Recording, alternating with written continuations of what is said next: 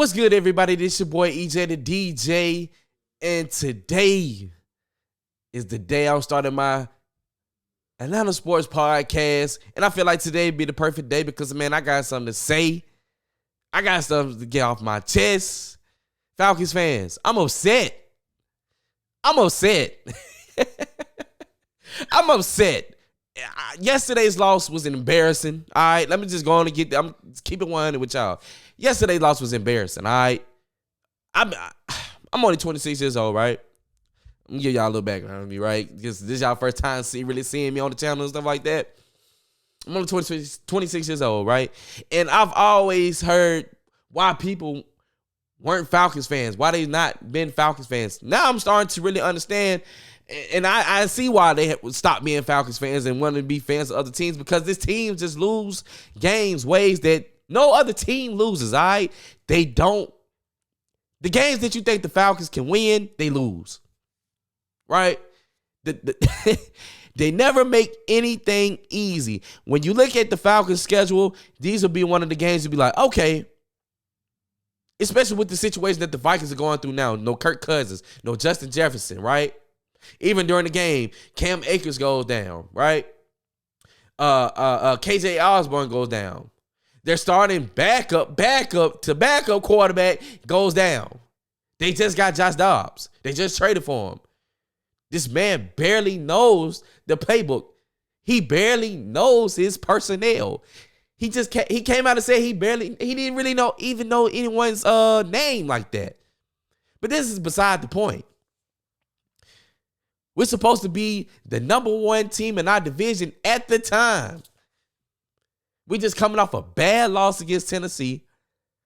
You thinking, okay, this can be the game that the Falcons bounce back and get their groove back together, right? The game started off how the Falcons been starting off all season long. Defense plays good. Can't score a touchdown. Defense play good. Can't score a touchdown. Young Way Cool kicks field goals. But we can't get in the end zone. The one time that really made me upset, when the Falcons get the fumble recovery, we get to the 1 yard line, and I'm thinking, okay, we at least about to punch the ball in, and we about to get 7. But here goes with Arthur Smith play calling, right? First play, false start. This sweet play with Jonnu Smith. What is it with Arthur Smith and Jonnu Smith?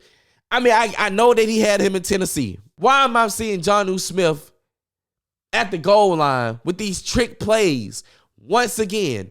First play, not this game, but the play where he threw the ball to Michael Pruitt in the end zone. Now we running sweet plays with Jonnu Smith, but we got our 4th overall pick and Kyle Pitts. He's blocking.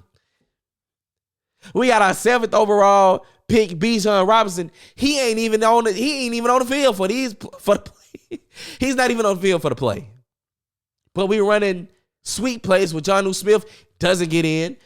Then we run the ball with Tyler Algier, doesn't get in. 4th down, we kick the ball. We're young and cool. But we started off at the 1. But my thing is, we got Cordell Patterson, we got Bijan Robinson, right? Run the ball. Why are we running sweet plays with Jonnu Smith?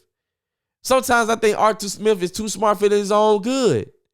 Because why do we keep running these trick plays? I said early in the year, when it was 3rd and 1, 3rd and 2, right? These short down situations. We're putting the ball in Desmond Ridder's hand to throw the ball when we got all these running backs. I know CP was out in the first few games, but we got Tyler Algier and Bijan Robinson. Run the ball. Stop putting the ball in Desmond Ridder's hands. Right? Why are we doing that? But now we come back to this game. We get to the goal line. We still can't score touchdowns. Even the bad teams can score in the red zone, but the Falcons can't. You know, I tweeted yesterday, I had no expectations for Taylor Heinicke. I had no expectations from him.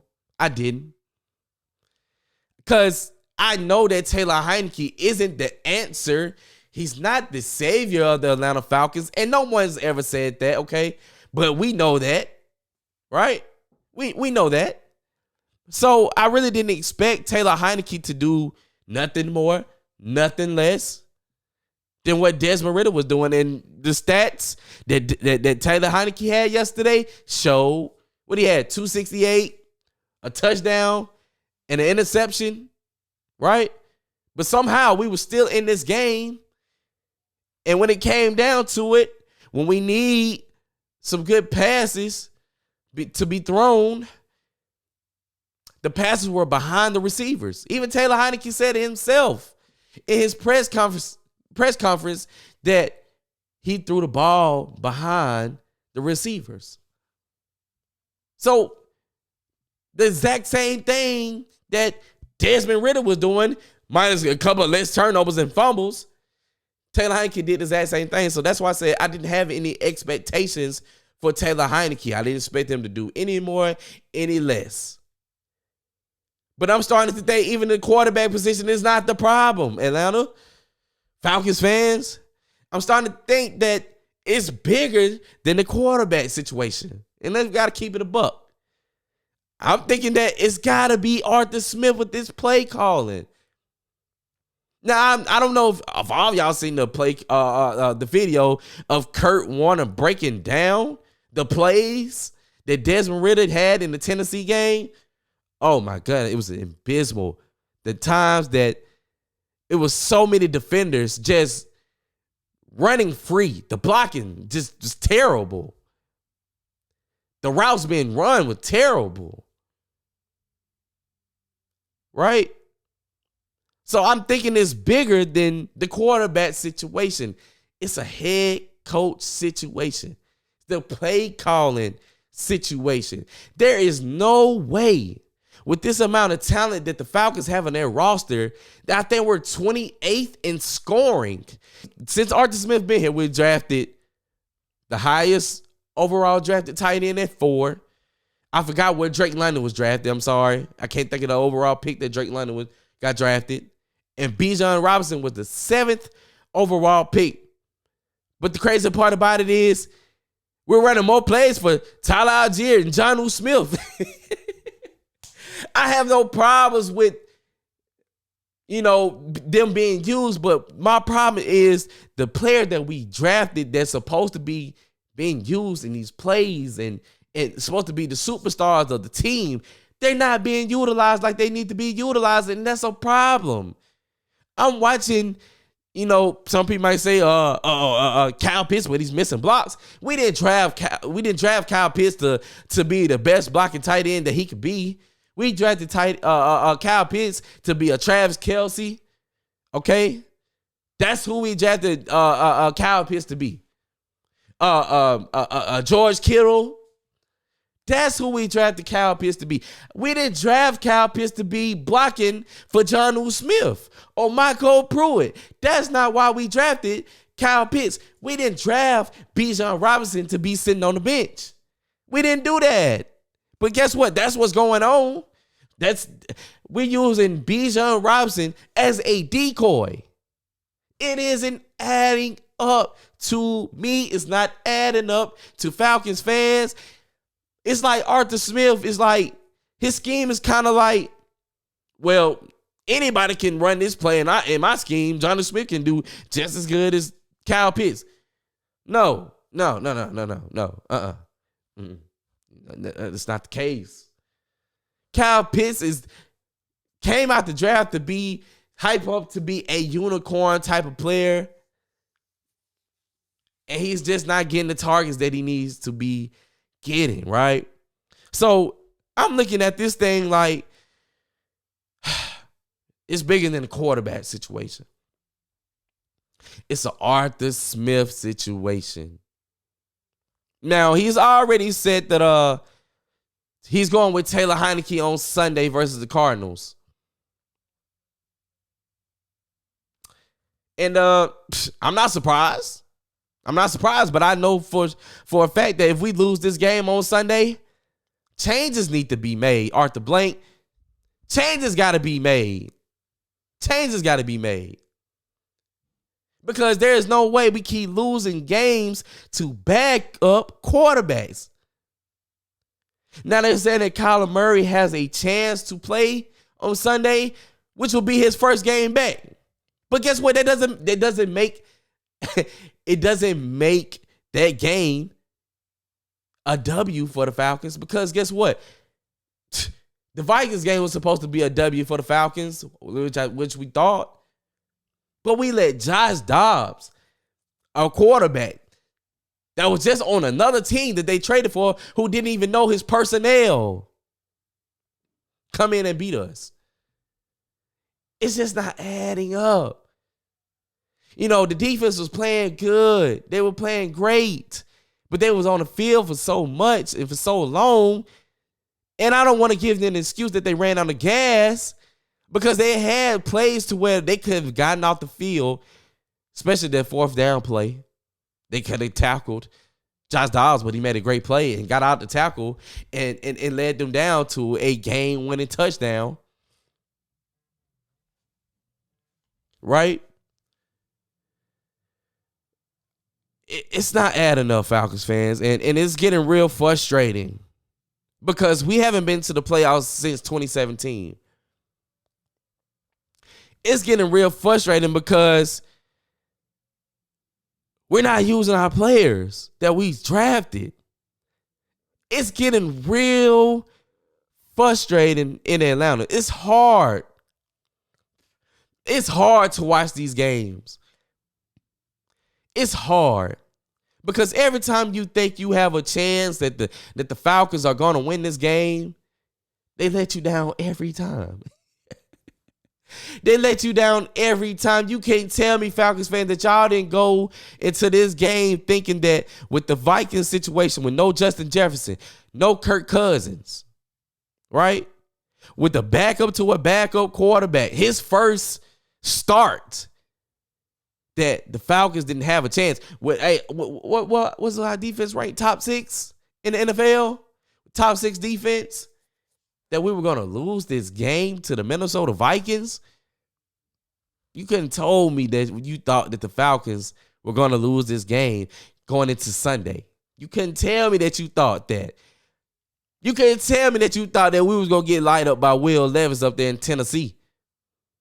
And they were talking about using 2 quarterbacks. Tennessee was unsure how they were going to use their quarterbacks. But Will Levis played so good that they barely even have to use Malik Willis. Matter of fact, when Tennessee put in Malik Willis, they started booing the coach because they were like, hold on, this man Will Levis is playing pretty good. Put him back in the game.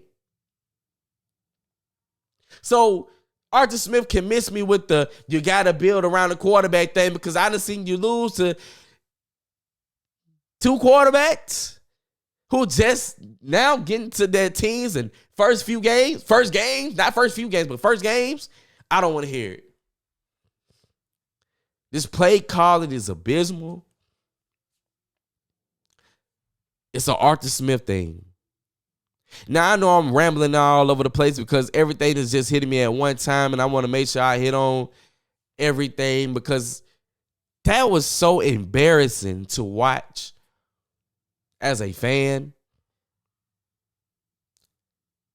That was so embarrassing to watch a quarterback who didn't even know his personnel. He's on the sideline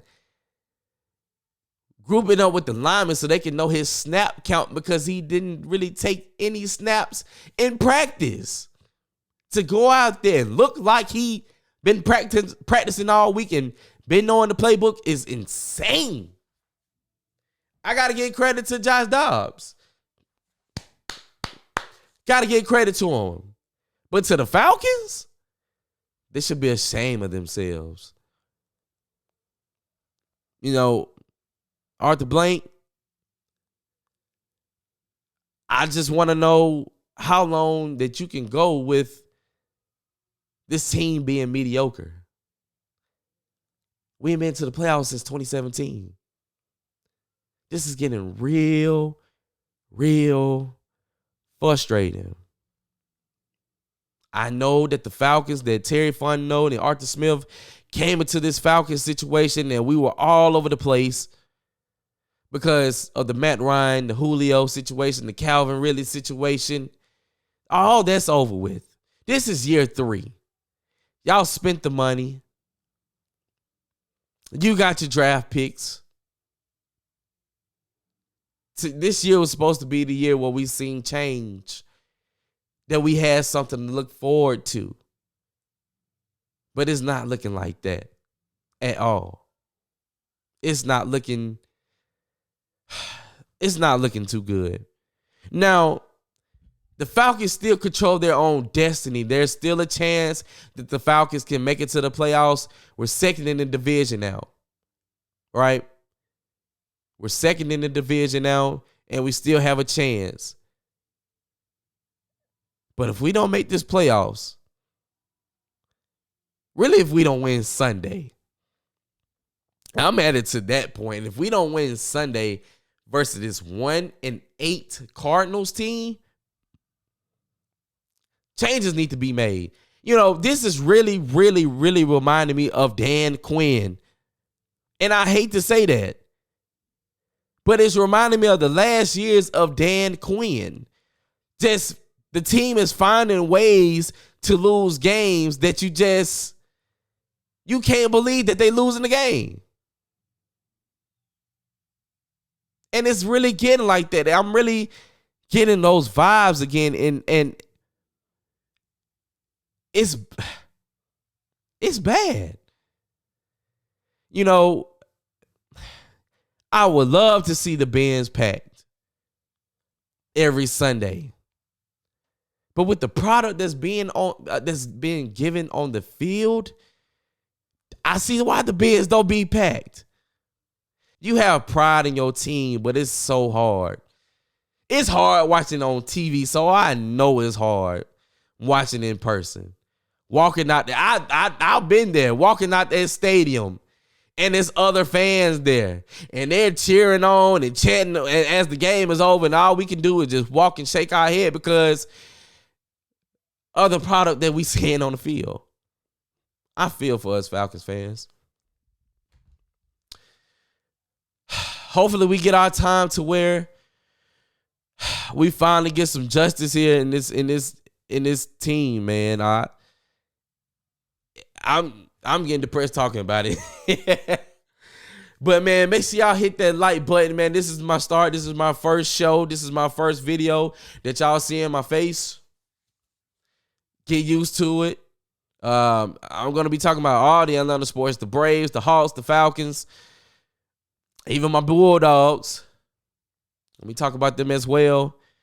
But today I just really felt like this would be the perfect day to start my podcast. I know that I was all over the place, but all this stuff is hitting me at one time. And I just felt like today was the perfect day to start this podcast, being what had transpired in Sunday's game with the most embarrassing loss that I can remember, besides the Super Bowl. All right, that was the most. Okay, that might have been the most embarrassing loss. This might be number 2.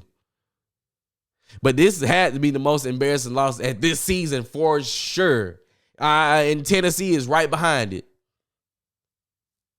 Matter of fact, the Commanders loss might be, I don't know. Y'all put in the comments how y'all rank these embarrassing losses that the Falcons got this season, because every loss that we done had has been embarrassing. But yesterday was really, really, I think yesterday hurt the fan base more because we all thought that we were going to win the game. I think that's why we were really, really, really embarrassed about yesterday, because we all thought we were going to win the game. We were supposed to win the game. With how the game played out and how the game was going, we was like, okay, we got a good chance to win this game. There's no way the Falcons are going to let Jaren Hall beat us today. There's no way when Jaren Hall goes out, there's no way Josh Dobbs comes in is going to win this game. And they found a way to win the game.